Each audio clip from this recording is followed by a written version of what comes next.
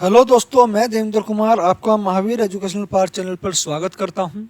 तो आज का हमारा टॉपिक होने वाला है दोस्तों, जीन पियाजे के संज्ञानात्मक विकास का। आज हम जीन पियाजे के संज्ञानात्मक विकास के बारे में डिटेल से जानेंगे और उसके शब्दों के अर्थ भी जानेंगे। दोस्तों, जीन पियाजे के संज्ञानात्मक विकास से हमेशा सीटेट एग्जाम में 2 से 3 नंबर बनते ही बनते हैं। तो ये आपका बहुत इंपॉर्टेंट टॉपिक है, तो इसको थोड़ा ध्यान से पढ़िएगा। तो चलिए बढ़ते हैं अपने टॉपिक की तरफ।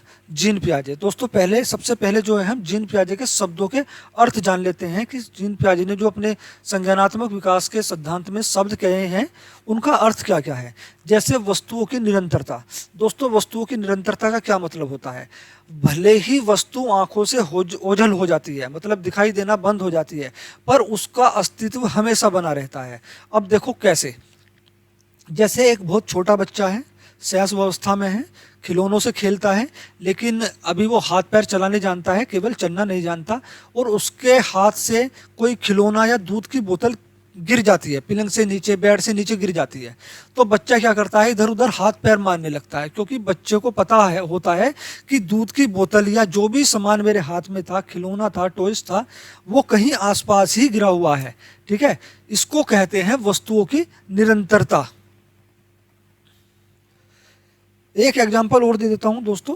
जैसे बच्चा दूध के लिए रोता है, ठीक है ना। बच्चा दूध के लिए रोता है क्योंकि बच्चे को पता होता है कि रोने पर उसकी मम्मी उसको दूध पिलाएगी।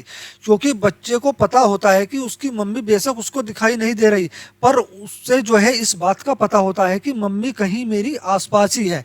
ठीक है, तो इसको भी क्या बोलेंगे? इसको भी बोलेंगे वस्तुओं की निरंतरता। वस्तु भले ही आंखों के सामने से ओझल हो जाए, लेकिन उसका अस्तित्व बना रहता है। मैं इसकी डेफिनेशन लिख देता हूं।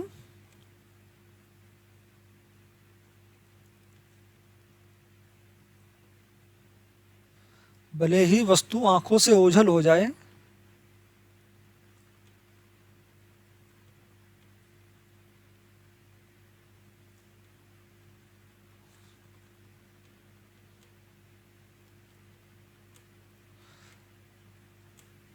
पर उसका अस्तित्व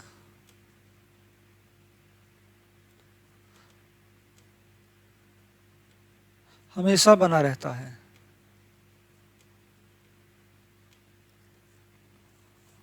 एक एग्जाम्पल भी ले लो।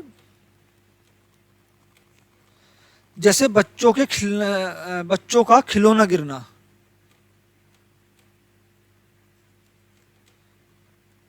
बच्चे के खिलौने का गिरना।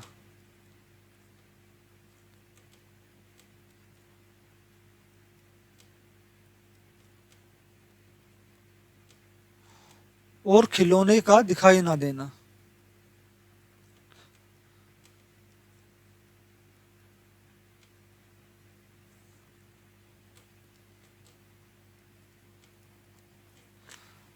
पर फिर भी बच्चा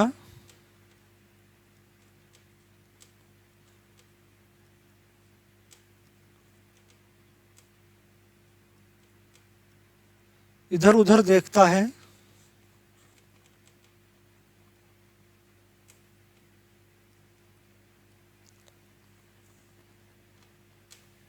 क्योंकि उसको पता होता है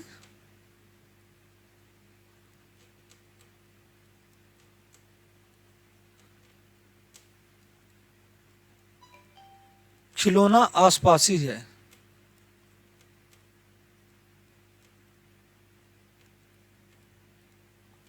ठीक है, इसको बोलते हैं वस्तुओं की निरंतरता। अब जैसे सजीवता या जीववाद। दोस्तों ध्यान रखना, पियाजे के इन्हीं शब्दों से, इन्हीं वर्डों से हमेशा सीटेट में क्वेश्चन बने हैं। ठीक है ना, सजीवता या जीववाद। अब ये क्या होता है? तो इसमें बच्चों को लगता है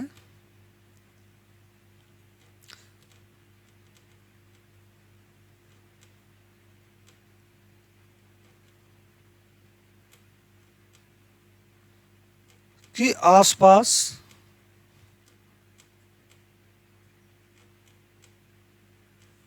या खिलौनों में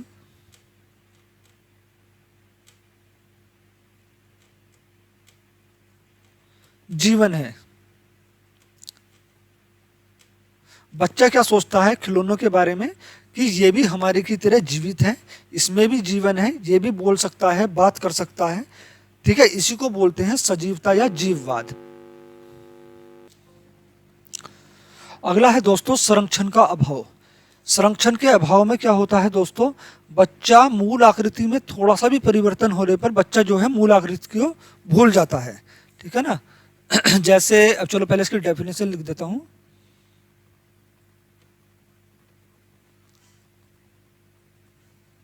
बच्चा मूल आकृति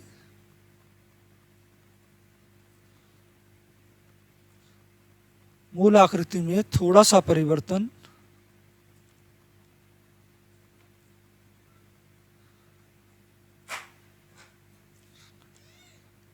होने पर बच्चा मूल आकृति को भूल जाता है।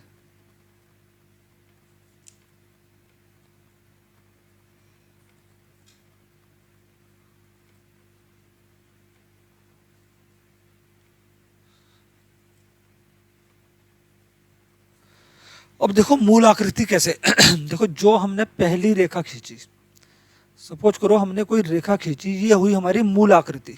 लेकिन अब हमने इस रेखा के बाद क्या काम करा, एक रेखा और खींच दी।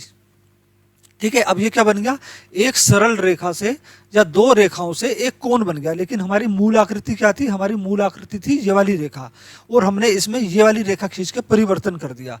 अब ये बन गया हमारा 90 डिग्री का एंगल। ठीक है ना, जिसको बोलते हैं समकोण त्रिभुज। तो अगर हम अब बच्चे से पूछेंगे कि हमारी मूल आकृति वाली रेखा कहाँ है, तो बच्चा जो है कंफ्यूज हो जाएगा, वो बता नहीं पाएगा। ठीक है, इसी को बोलते हैं संरक्षण का अभाव।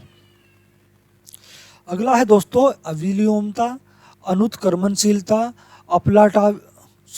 अपलटावीपन, विपर्य चिंतन। दोस्तों इसके बहुत सारे नाम हैं। ठीक है, तो इसमें क्या होता है दोस्तों, बच्चा शुरुआती बिंदु पर नहीं लौट पाता। ठीक है ना, इसमें क्या होता है, बच्चा शुरुआती बिंदु पर नहीं लौट पाता। अभी बता देता हूं मैं इसका एग्जांपल देके। बच्चा शुरुआती बिंदु पर नहीं लौट पाता।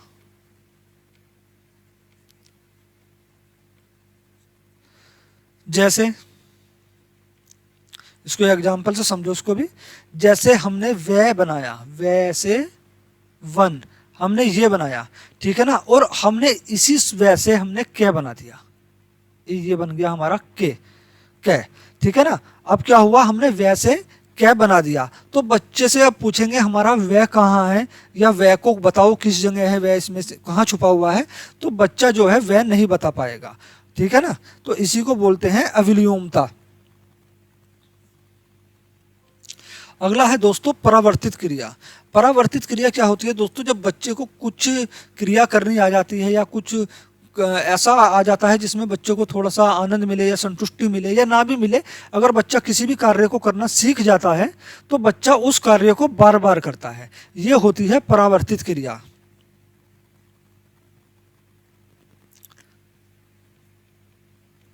बच्चा जब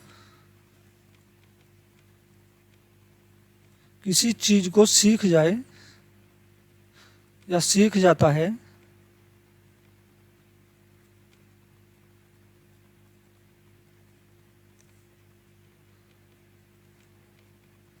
तो वह उसे बार बार करता है।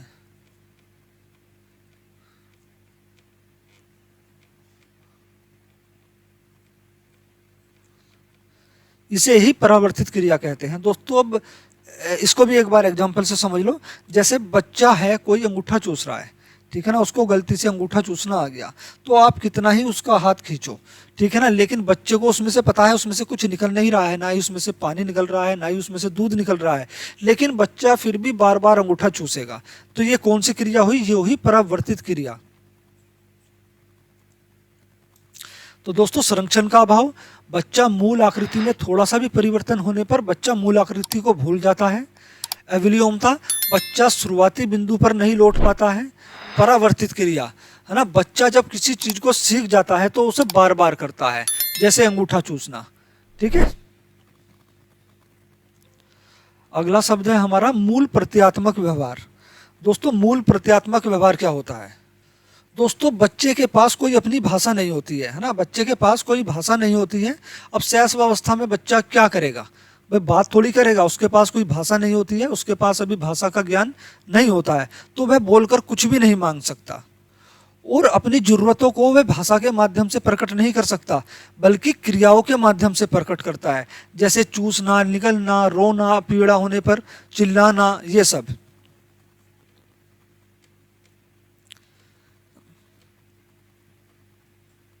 शिशु के पास कोई भाषा नहीं है,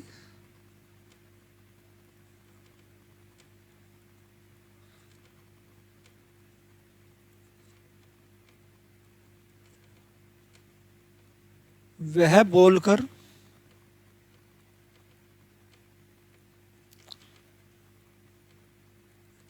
कुछ नहीं कह सकता,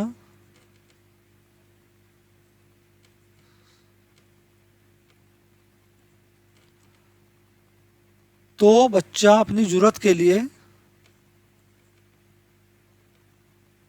या अपनी आवश्यकताओं को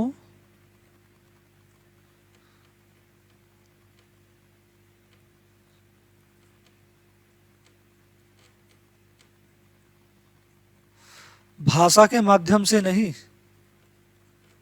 भाषा से नहीं, बल्कि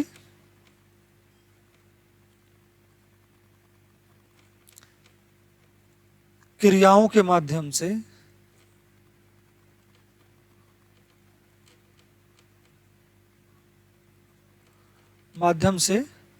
प्रकट करता है।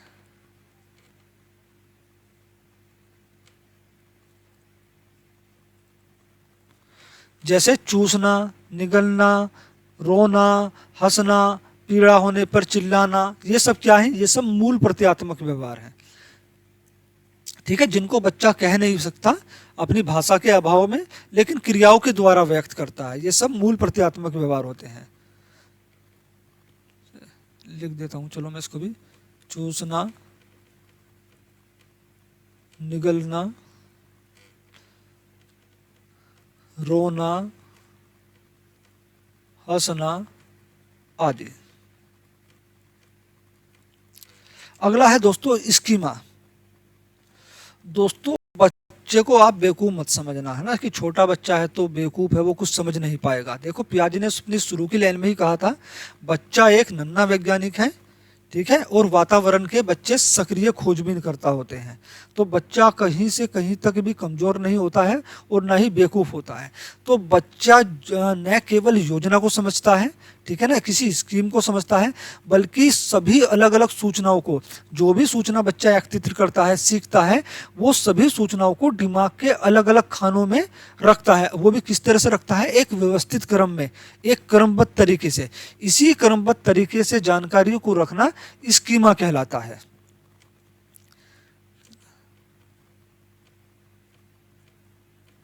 जानकारी को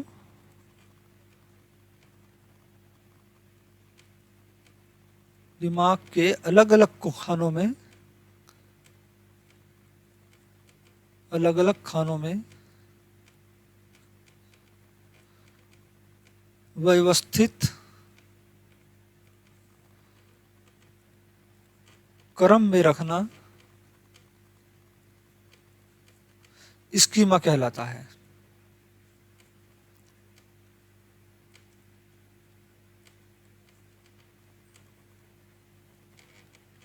अब है समावेशन या सम्मिलन। देखो समावेशन क्या होता है?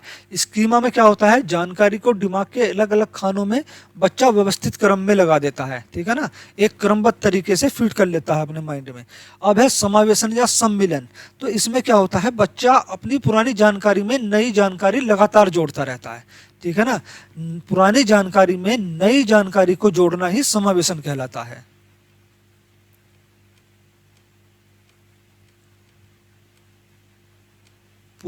पुरानी जानकारी में नई जानकारी जोड़ना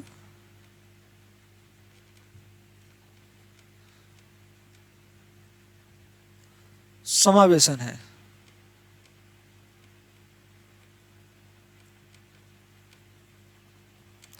अब एग्जाम्पल के तौर पे समझिए, देखो एग्जाम्पल समझिए। बच्चे ने कौवा देखा। क्या देखा? कौवा देखता है बच्चा। कौवा देखा, उसने अंदाजा लगाया, उसने कौवे को देखा और उसका जो है अवलोकन करा और देखा कि कौवा काला है। कौवा कैसा है? कौवा काला है, कौवे की चोंच है, ठीक है ना। फिर देखा उसने कौवे की चोंच है, तो वो एक ही चीज के बारे में जानकारी को लगातार इकट्ठा कर रहा है। उसने देखा कौवा काला है, उसकी चोंच है, कौवा कांव कांव करता है, तो ये क्या है? ये सब समावेशन है। वो अपनी पुरानी जानकारियों में नई जानकारी लगातार जोड़ता जा रहा है, ठीक है ना। इस नई जानकारी को जोड़ना ही समावेशन कहलाता है। दोस्तों, मूल प्रत्यात्मक व्यवहार, ठीक है ना। मूल प्रत्यात्मक व्यवहार मतलब बच्चे को जब कोई कार्य या कोई चीज करनी आ जाती है तो बच्चा उस क्रिया को करना जारी रखता है, बार बार उस क्रिया को दोहराता है। ये होता है मूल प्रत्यात्मक व्यवहार। स्कीमा क्या होता है? जानकारी को दिमाग के अलग अलग खानों में व्यवस्थित क्रम में रखना स्कीमा कहलाता है। जबकि समावेशन क्या होता है? अपनी पुरानी जानकारी में नई जानकारी लगातार जोड़ते चले जाना ही स्कीमा कहलाता है, सॉरी समावेशन कहलाता है।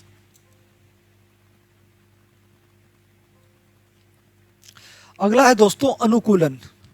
अनुकूलन को दोस्तों पियाजे ने दो भागों में बांटा है।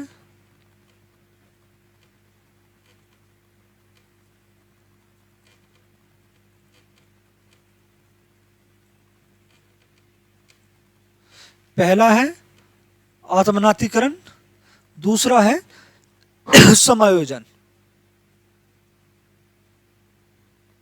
वो समावेशन था, ये समायोजन है, ठीक है। पहला क्या है? आत्मनातीकरण, दूसरा है समायोजन। दोस्तों, सूचना को अपने हिसाब से डालना आत्मनातीकरण होता है। सूचना को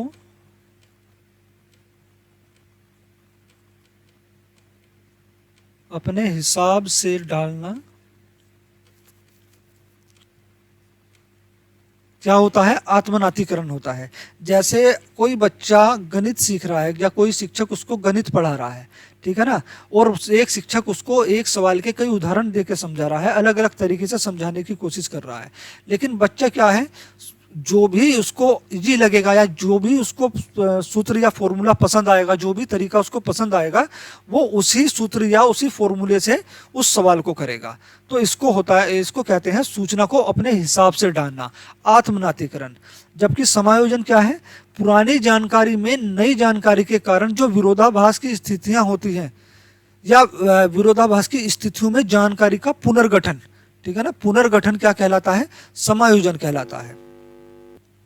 जैसे पहले बच्चे ने कौवा देखा, मैंने पिछले बताया था आपको, ठीक है ना। बच्चे ने कौवा देखा, फिर उसने देखा काला है, उसकी एक चोंच है, ठीक है। ये बच्चा क्या कर रहा था? लगातार अपने अंदर जानकारी को जोड़ रहा था, यानी समावेशन कर रहा था, ठीक है। लेकिन अब यहाँ क्या है? समायोजन हो रहा है, ठीक। समायोजन मतलब, इसकी डेफिनेशन लिख देता हूं मैं, पुरानी जानकारी में नई जानकारी के कारण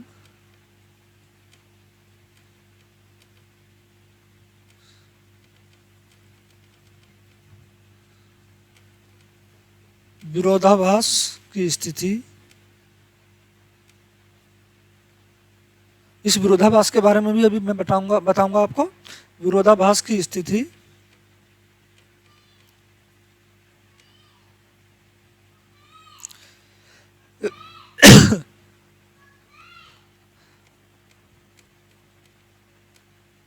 स्थिति में नई जानकारी का पुनर्गठन होना।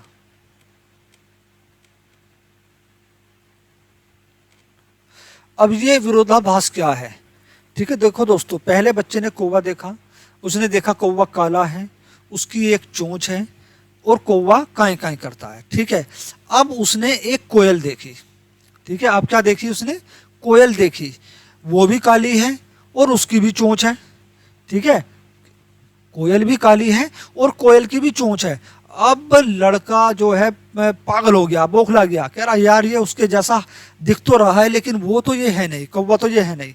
अब उसमें विरोधाभास हो रहा है, ये क्या है क्या नहीं है, ठीक है ना, ये वही है या कोई दूसरी चीज है, ये विरोधाभास हो रहा है, ठीक है ना। पुरानी जानकारी में नई जानकारी को जो मिलने वाली है उसके कारण जो है विरोधाभास हो रहा है बच्चे में। लेकिन इस विरोधाभास के कारण एक नई जानकारी जो है निकल कर आती है बच्चे के सामने। जिस दिन बच्चा दोनों चीजों को सामने देखता है, कौवे को भी देखता है, कोयल को भी देखता है, दोनों को एक साथ देखता है, फिर वो अंतर करता है कि दोनों काले हैं, दोनों की चोंच है, लेकिन कौवा जो है वो काहे काहे कर रहा है जबकि कोयल कू कू कर रही है। तो बच्चे ने क्या काम करा, उनकी आवाज के आधार पर इनमें अंतर कर लिया, ठीक है ना। एक नई जानकारी ढूंढ ली, नई जानकारी का पुनर्गठन हो गया, पुरानी जानकारी में नई जानकारी का पुनर्गठन हो गया। तो इसको बोलते हैं दोस्तों समायोजन। तो उसने बच्चे ने क्या करा, आवाज के आधार पर दोनों में अपने आप ही अंतर कर लिया कि हाँ ये कोयल है, ये कौवा है। अगला है दोस्तों साम्यकरण। साम्यकरण जब बच्चे की जानकारी व्यवस्थित होती है या सुव्यवस्थित होती है और नई जानकारी पुरानी जानकारी में कोई भी विरोधाभास नहीं होता है, समायोजन हो चुका होता है, उसकी सारी जानकारी संतुलन में होती है, वही साम्यकरण कहलाता है।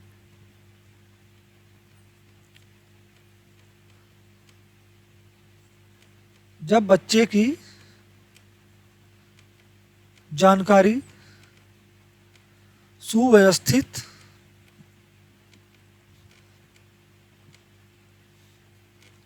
होती है तथा नई जानकारी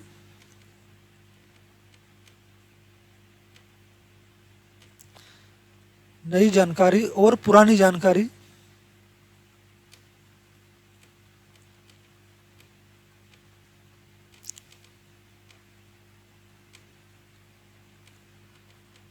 में कोई विरोधाभास ना हो।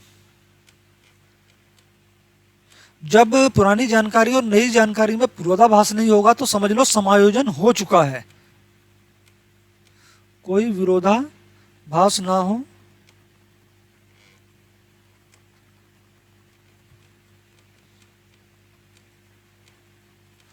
समायोजन हो चुका हो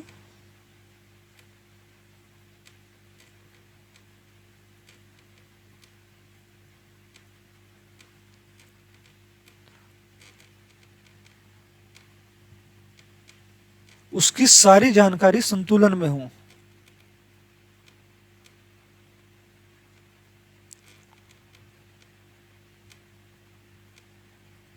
संतुलन में हो तो क्या होता है, साम्यकरण कहलाता है। अब देखते हैं दोस्तों जीन पियाजे का संज्ञानात्मक विकास का सिद्धांत। यह बहुत महत्वपूर्ण है क्योंकि यहां से सीटेट में हमेशा 2 से 3 क्वेश्चन बनते ही बनते हैं, ठीक है ना। अगर आपने इसको कर लिया तो समझना ना कम से कम ना चाहते हुए भी आपके इस सिद्धांत से 3 क्वेश्चन बनेंगे ही बनेंगे। दोस्तों संज्ञानात्मक विकास को विकासात्मक सिद्धांत या अवस्था का सिद्धांत भी कहते हैं, ये इसके अन्य नाम है, ठीक है ना। संज्ञानात्मक विकास के चरण, जीन पियाजे ने संज्ञानात्मक विकास को 4 चरणों में, ध्यान रखना कितने में, 4 चरणों में विभाजित करा है। इनके बारे में अभी हम डिटेल से जानेंगे, जो कि गुणात्मक हैं। इसके सभी चरण स्थिर हैं, गुणात्मक हैं और स्थिर हैं, ठीक है ना। ये चीज नोट कर लीजिएगा। जिनका न तो क्रम बदला जा सकता है और ना ही गुण बदला जा सकता है। प्रत्येक चरण में पैदा होने वाले गुण दूसरे चरण में नहीं लिखे जाते। संज्ञानात्मक विकास के 4 चरण हैं जो निम्नलिखित हैं। पहला है दोस्तों संवेदी पेशी अवस्था, संवेदी मोटर अवस्था, इंद्रिय जनित या इंद्रिय गामक अवस्था। ये एक ही चरण के नाम है। संवेदी पेशी अवस्था भी कहते हैं इसको, संवेदी मोटर अवस्था भी, इंद्रिय जनित या इंद्रिय गामक अवस्था भी कहते हैं।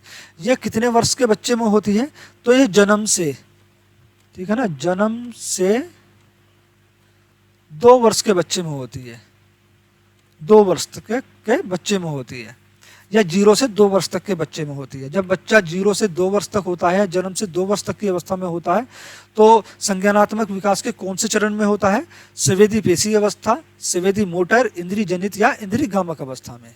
दोस्तों पहला है इस चरण के दौरान बच्चे में कौन कौन सी विशेषताएं होती हैं। सबसे पहला है मूल प्रत्यात्मक व्यवहार, ठीक है। मूल प्रत्यात्मक व्यवहार मैंने अभी आपको डिटेल से बताया है, ठीक है। बच्चे के पास अपनी कोई भाषा नहीं होती है, ठीक है, इसलिए वो अपनी जरूरतों को मांग नहीं सकता है, बल्कि क्रियाओं के द्वारा व्यक्त करता है, ठीक है ना, जैसे चूसना, रोना, निगलना, रोना, पीड़ा होने पर, ये सब क्या है, ये सब मूल प्रत्यात्मक व्यवहार है।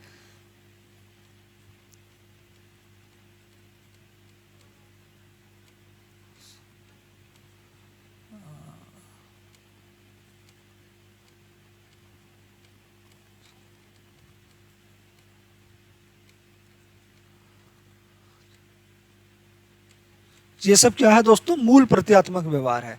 और दूसरी है वस्तुओं की निरंतरता, या इसको वस्तु स्थायित्व भी बोलते हैं दोस्तों। क्या बोलते हैं, वस्तु स्थायित्व। ठीक है ना, वस्तु स्थायित्व भी बोलते हैं और वस्तुओं की निरंतरता भी। दोस्तों वस्तु बेशक आंखों के सामने से ओझल हो जाए, लेकिन बच्चे को पता होता है कि वस्तु कहीं ना कहीं मेरे आसपास ही है, इसीलिए वो हाथ पैर मारता रहता है कि जो खिलौना मेरे हाथों से नीचे गिर गया है वो कहीं मेरे आसपास ही है। इसको बोलते हैं वस्तुओं की निरंतरता या फिर वस्तु स्थायित्व। इसके बारे में भी मैंने आपको ऊपर बता दिया। परावर्तित क्रिया, दोस्तों परावर्तित क्रिया क्या होती है, अभी इसके बारे में भी मैंने आपको डिटेल से बताया है। बच्चा जो है किसी भी चीज को जब बच्चा सीख लेता है, किसी क्रिया को करना सीख लेता है, तो उस क्रिया को वो बच्चा बार बार दोहराता है। तो बच्चा क्या कर रहा है, बच्चा परावर्तित क्रिया कर रहा है। अब है अनुकरण। चौथा है अनुकरण। अनुकरण क्या होता है दोस्तों, अनुकरण होता है नकल करना। ठीक है ना, कोई बच्चा अपने से बड़े की नकल कर रहा है तो वो कौन सी अवस्था में है, जीन पियाजे के संवेदी पेशक सिद्धांत की संज्ञानात्मक विकास के सिद्धांत की कौन सी अवस्था में है, तो संवेदी पेशी अवस्था में है। कोई बच्चा रो रहा है, चोट लगने पर चिल्ला रहा है, लेकिन अपने विचारों को व्यक्त नहीं कर पा रहा है, क्योंकि बच्चा भी भाषा को नहीं जान सकता, क्योंकि जन्म से 2 वर्ष के बच्चा भाषा नहीं सीख सकता। तो कौन से संज्ञानात्मक विकास के कौन से चरण में है, पहले चरण में है, संवेदी पेशी अवस्था में है। सीटेट में यहाँ से क्वेश्चन बनते हैं। ठीक है, और अगले हैं इसकी और भी विशेषताएं हैं। स्मृति मानसिक निरूपण, इसी को मानसिक निरूपण बोलते हैं। अगला है इंद्रिय आधारित अधिगम, बच्चे अपनी इंद्रियों से सीखते हैं।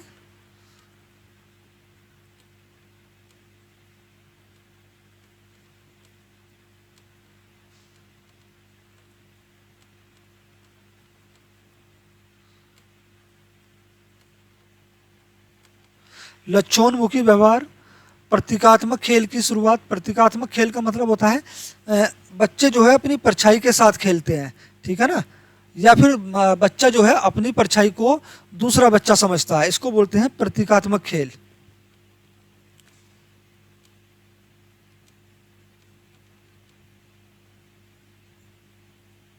अपनी परछाई से खेलना या परछाई को दूसरा बच्चा समझना।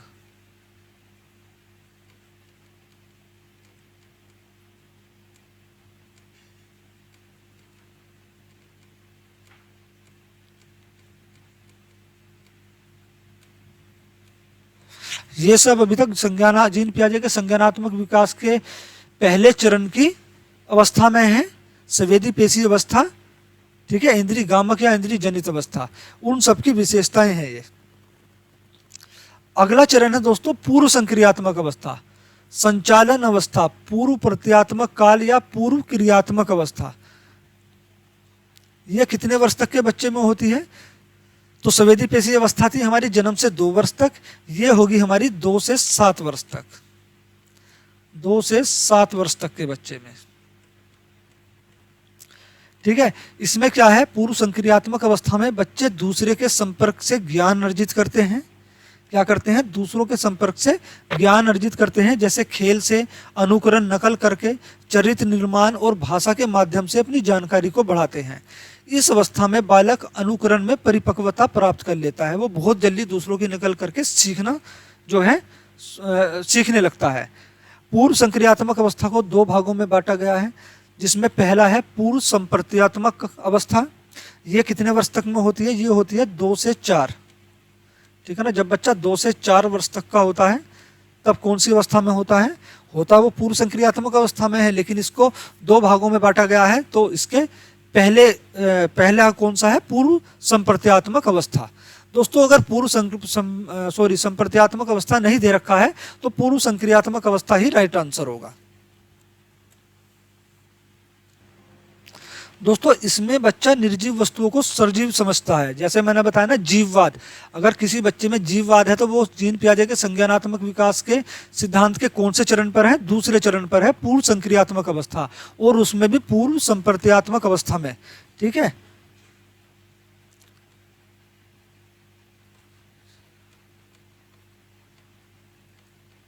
इसमें बच्चा निर्जीव वस्तुओं को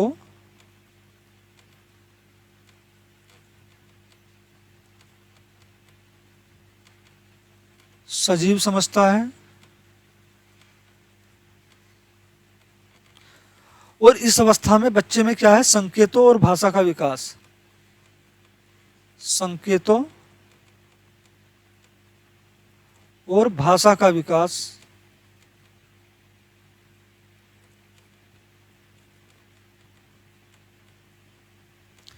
तेज होता है।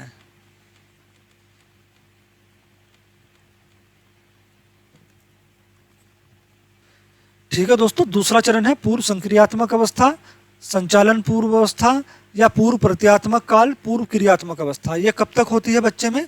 ये 2 से 7 वर्ष तक के बच्चे में होती है। इस अवस्था को पियाजे ने 2 भागों में बांटा है। पहला है पूर्व संप्रत्यात्मक अवस्था। ये अवस्था बच्चे की 2 से 4 वर्ष तक होती है। इसमें बच्चा निर्जीव वस्तुओं में सजीव वस्तु समझता है, निर्जीव को सजीव समझने लगता है। यानी इस व्यवस्था में बच्चे में जीववाद होता है, और संकेतों और भाषा का विकास भी तेज होता है। और इस अवस्था में दोस्तों जीववाद मैंने बताया, सजीवता है ना। बच्चा जो है निर्जीव वस्तुओं में, खेल खिलौनों में सोचता है कि इसमें जीवन है, यह केंद्रित। ठीक है ना, यह केंद्रित होती है बच्चे की भाषा। इसमें प्रतीकात्मक चिंतन जो है परिपक्व हो चुका होता है। दूसरा पार्ट है इसका अंतर्दर्शी या अंतःप्रज्ञावस्था। ये भी दूसरे चरण का ही पार्ट 2 है, ध्यान रखना ना। दूसरे चरण को 2 भागों में बांटा था, पूर्व संक्रियात्मक अवस्था को 2 भागों में बांटा गया था। पहला था पूर्व संक्रियात्मक अवस्था, दूसरा है अंतर्दर्शी या अंतःप्रज्ञावस्था। यह अवस्था बच्चे में 4 से 7 वर्ष तक होती है।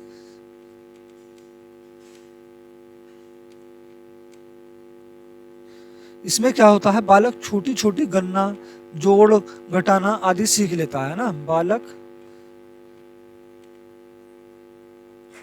इसमें बालक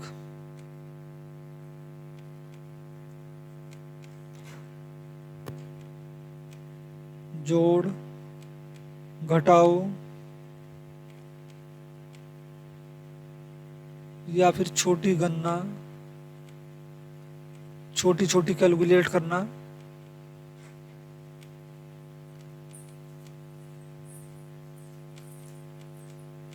सीख लेता है। और इस अवस्था की और क्या विशेषताएं हैं? अविलोमता। अविलोमता बताया था मैंने अभी आपको इससे पहले ऊपर। बच्चा क्या है? बच्चे से अगर वह बनाने के बाद क्या बना दोगे तो आप पूछोगे इसमें वह कहाँ है, तो बच्चा नहीं बता पाएगा। ये होती है अविलोम्यता। या फिर एक तरीका और है इसको, दूसरा एग्जाम्पल से समझिए कि बच्चों को 2 बराबर, जैसे मान लो यहाँ बच्चा खड़ा है, ठीक है ना, यहाँ है बच्चा खड़ा है, यहाँ इसके बिल्कुल ठीक सामने 2 डंडे रखकर पूछो, एक आपने ये वाला रख दिया, एक आपने ये वाला रख दिया, ठीक है ना, 2 डंडे रख दिए। अब अगर आप बच्चों से पूछोगे कि कौन सा डंडा इनमें बड़ा है तो बच्चा समझ नहीं पाएगा। बच्चे के जो पास होगा, जो बच्चे के पास वाला डंडा होगा, बच्चा उसे ही बड़ा बताएगा। ठीक है, इसको बोलते हैं अविलोमता। संरक्षण का अभाव, मूल आकृति को भूलना,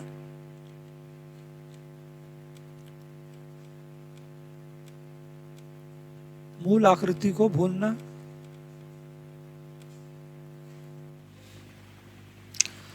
अगली विशेषता है दोस्तों हमारी अनुकरण, आत्मबोध, केंद्रीकरण, गिनती, क्रम, वर्णमाला एवं क्रमबद्धता की शुरुआत होती है। ध्यान रखना, गिनती की, क्रम की, वर्णमाला की, जब बच्चा क्रमबद्धता से किसी चीज़ को लगाना सीखता है क्रमवार, तो वो कौन सी अवस्था है? संज्ञानात्मक विकास की दूसरी अवस्था है।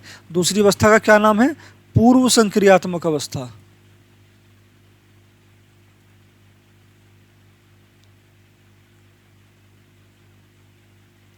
कितने वर्ष तक के बच्चों में होती है ये? 2 से 7 वर्ष तक का बच्चा जब होता है तो वो कौन सी अवस्था में होता है? दूसरी अवस्था में, पूर्व संक्रियात्मक अवस्था में।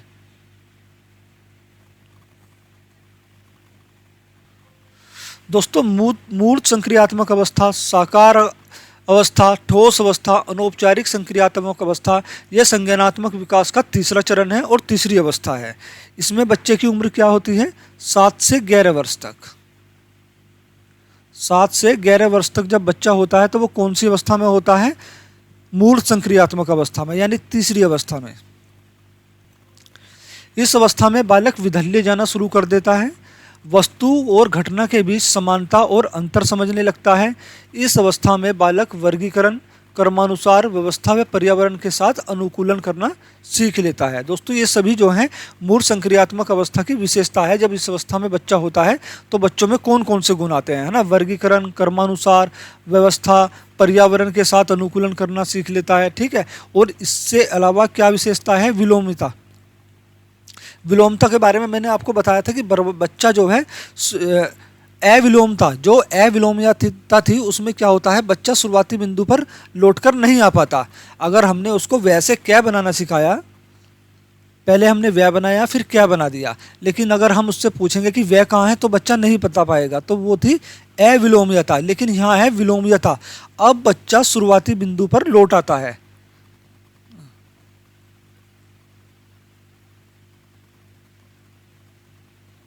शुरुआती बिंदु पर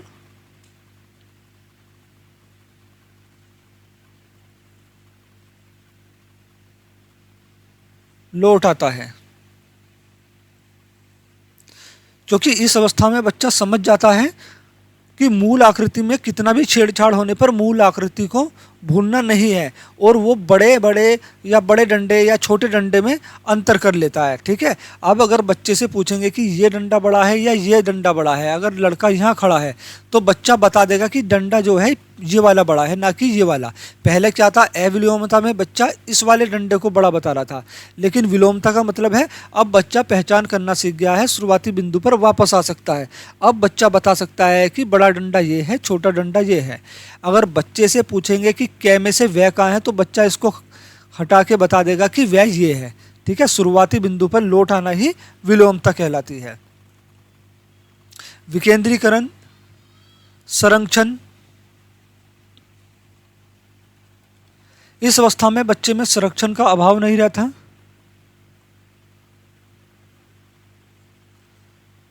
संरक्षण का अभाव नहीं रहता।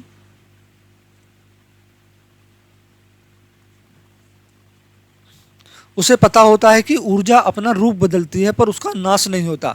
जैसे हम पानी को गर्म करते हैं, पानी भाप बनकर उड़ जाता है, ना कि वह खत्म होता है, क्योंकि कोई भी चीज़ खत्म नहीं होती है, बस अपना रूप बदलती है, ठीक है। ये होता है संरक्षण। अगला है गणितीय संक्रिया। यहाँ पर बच्चा जोड़, घटा, गुना, भाग, इनको जान जाता है।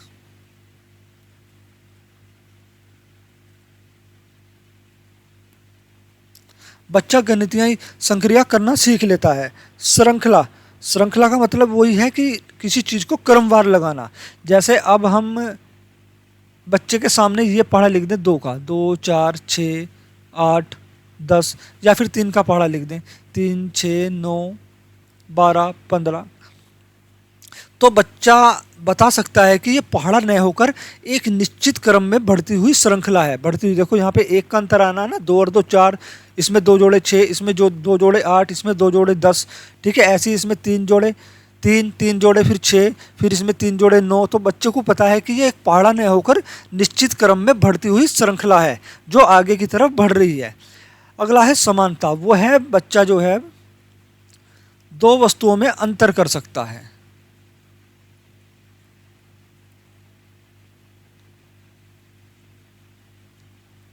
अंतर और समानता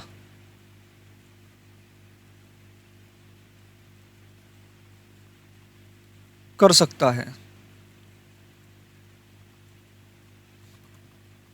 ठीक है दोस्तों। संरक्षण का अभाव नहीं रहता बच्चे में, गणितीय संक्रिया जोड़ घटा गुना भाग को जान जाता है, श्रृंखला को सीख जाता है, समानता सीख जाता है, समानता आ जाती है बच्चे में, है ना। वह दो वस्तुओं में अंतर कर सकता है और उनमें समानता ढूंढ सकता है, उनके बीच में तुलना भी कर सकता है।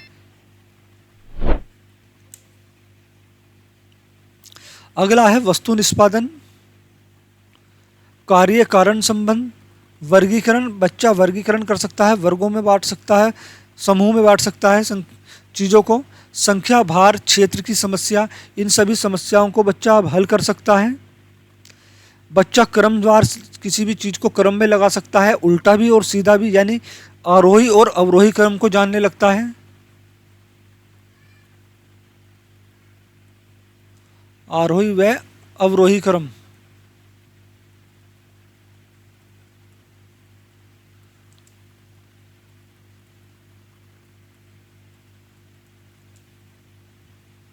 आरोही का मतलब होता है सीधा सीधा चलना, यानी 1 2 3 4 बढ़ते हुए जाना। अवरोही का मतलब होता है घटते हुए जाना, 4 3 2 1। ठीक है, ये होता है अवरोही, ये है आरोही। बच्चा इस अवस्था में अमूर्त चिंतन की शुरुआत हो जाती है या तार्किक चिंतन की शुरुआत होती है। ध्यान रखना सीटेट में दोस्तों यहाँ से बहुत क्वेश्चन बनते हैं, है ना। अमूर्त चिंतन में परिपक्व जो होता है बच्चा, वो संज्ञानात्मक विकास की चौथी अवस्था में होता है। ठीक है, चौथी अवस्था कौन सी है? औपचारिक संक्रियात्मक अवस्था। ठीक है, इसमें जो है वो परिपक्व नहीं होता, लेकिन अमूर्त चिंतन या तार्किक चिंतन की शुरुआत हो जाती है तीसरी अवस्था में। ठीक है, मूर्त संक्रियात्मक अवस्था की लास्ट स्टेज पर बच्चे अमूर्त चिंतन करने लगते हैं, तार्किक चिंतन की शुरुआत करने लगते हैं। ठीक है, और बच्चे इस अवस्था में मूर्त चिंतन कर सकते हैं केवल। ठीक है, मूर्त संक्रियात्मक अवस्था में बच्चे मूर्त चिंतन कर सकते हैं। जिस वस्तु को बच्चों ने देखा होगा, है ना, जाना होगा, वे उसी बारे में सोच सकते हैं, उसी बारे में तर्क कर सकते हैं, उसी के लिए चिंतन कर सकते हैं। ठीक है दोस्तों, लेकिन अमूर्त चिंतन और तार्किक चिंतन की शुरुआत जो है इसी अवस्था की लास्ट स्टेज पर शुरू हो जाती है। तो ये थी मूर्त संक्रियात्मक अवस्था, पियाजे की संज्ञानात्मक विकास की तीसरा चरण। और इस अवस्था में बच्चे की उम्र जो होती है 7 से 11 वर्ष होती है ना, 7 से 11 वर्ष होती है। अगला है औपचारिक संक्रियात्मक अवस्था। इस अवस्था में बच्चे की जो उम्र होती है वो 11 से 15 भी हो सकती है या 16 तक हो सकती है। ध्यान रखना, 15 या 16 तक। 16 हो तो ऑप्शन में 16 सही होगा, 15 हो तो 15 जो है राइट ऑप्शन होगा। औपचारिक संक्रियात्मक अवस्था, इस अवस्था में बच्चे अमूर्त चिंतन में परिपक्व हो जाते हैं। अमूर्त चिंतन मतलब जानते होंगे, अमूर्त चिंतन मतलब जिस चीज़ को बच्चे कल्पना में महसूस कर सकते हैं उसके लिए भी तर्क और चिंतन कर सकते हैं। जिसको बच्चे देख नहीं सकते उसके लिए भी चिंतन करने लगते हैं, तर्क करने लगते हैं। इसको बोलते हैं अमूर्त चिंतन। जैसे निर्मेय परमेय सिद्ध करना, निर्मेय परमेय सिद्ध करना,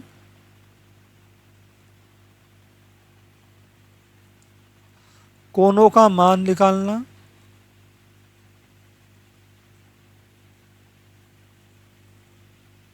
या जैसे हम गणित में सवाल करते हैं कि माना, माना 100, माना 10, है ना। ठीक है ना, इस तरह से, क्योंकि वो चीज़ होती नहीं है।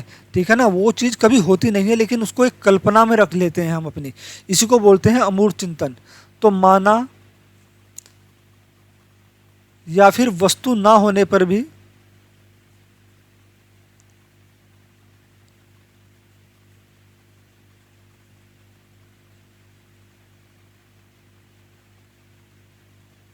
चिंतन करना, इसे ही अमूर्त चिंतन कहते हैं। अगला है दोस्तों तार्किक चिंतन में परिपक्व हो जाता है। बच्चों के अंदर तर्क शक्ति का विकास होता है, कौन को कितने भागों में बांटा जाता है ये सब सीख जाता है। जैसे अपसारी चिंतन, अनुमान लगाना, निष्कर्ष निकाला, इन सब में परिपक्व हो जाता है बच्चा।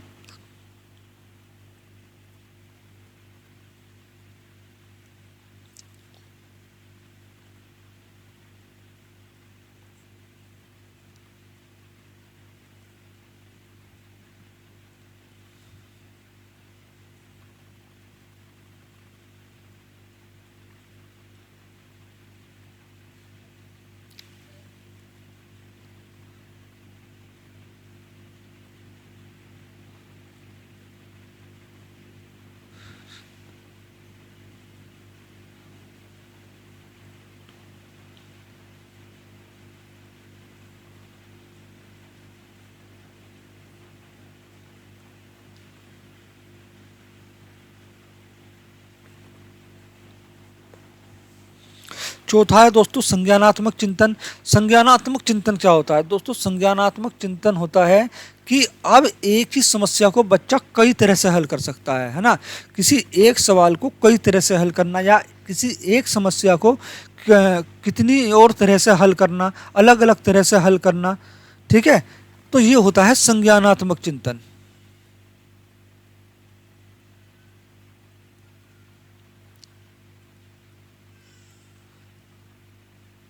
अब बच्चा एक समस्या को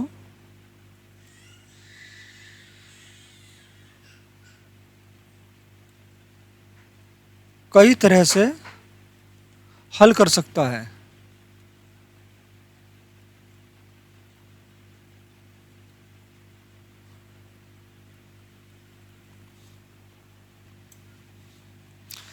तो दोस्तों औपचारिक संक्रियात्मक अवस्था की जो उम्र है वो क्या है? 11 से 15 या 16 वर्ष।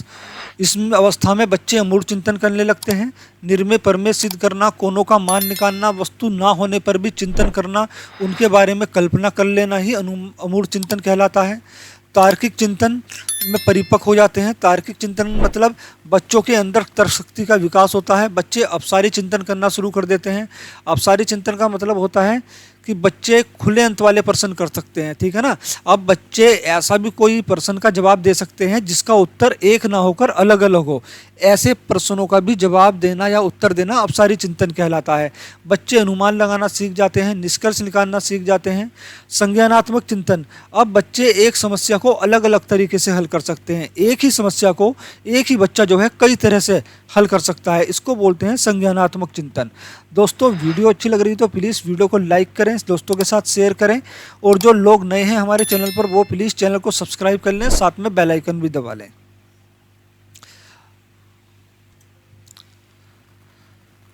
निगमनात्मक चिंतन, नियम से उदाहरण की ओर जाना।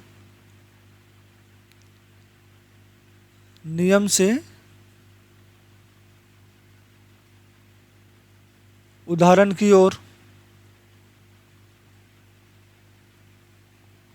संकल्पनात्मक चिंतन, कल्पना करके तर्क करना।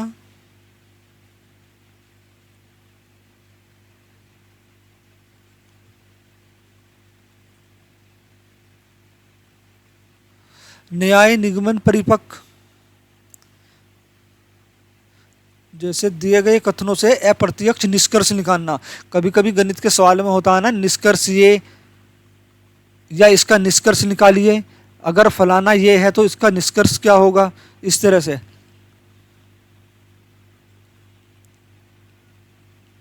दिए गए कथनों से अप्रत्यक्ष निष्कर्ष निकालना।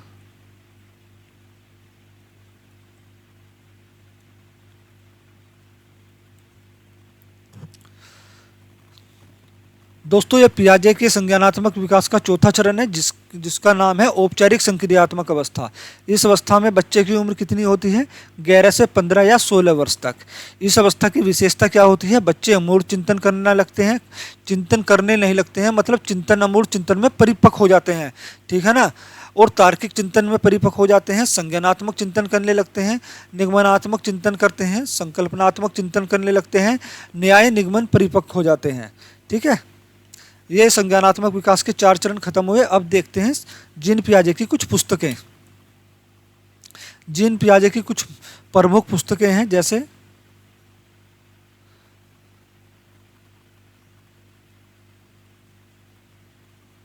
बुद्धि का मनोविज्ञान,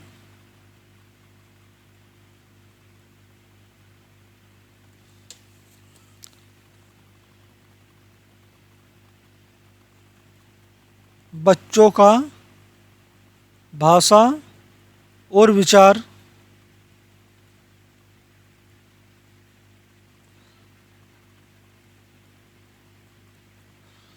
बच्चों का नैतिक निर्णय,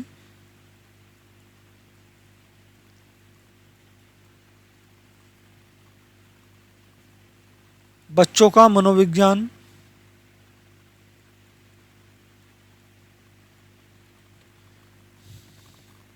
तो दोस्तों ये पियाजे की कुछ प्रमुख पुस्तकें हैं। बुद्धि का मनोविज्ञान, बच्चों की भाषा और विचार, बच्चों का नैतिक निर्णय, बच्चों का मनोविज्ञान, ठीक है दोस्तों, तो आज की क्लास यहीं पर समाप्त होती है। यानी जीन पियाजे के संज्ञानात्मक विकास का जो सिद्धांत है वो मैंने इस वीडियो में लगभग आपको क्लियरली करा दिया है और उनके शब्दों के अर्थ भी आप मैंने डिटेल से समझा दिए हैं। तो इससे बाहर वैसे संज्ञानात्मक विकास के सिद्धांत से कुछ और आता भी नहीं है। ठीक है दोस्तों।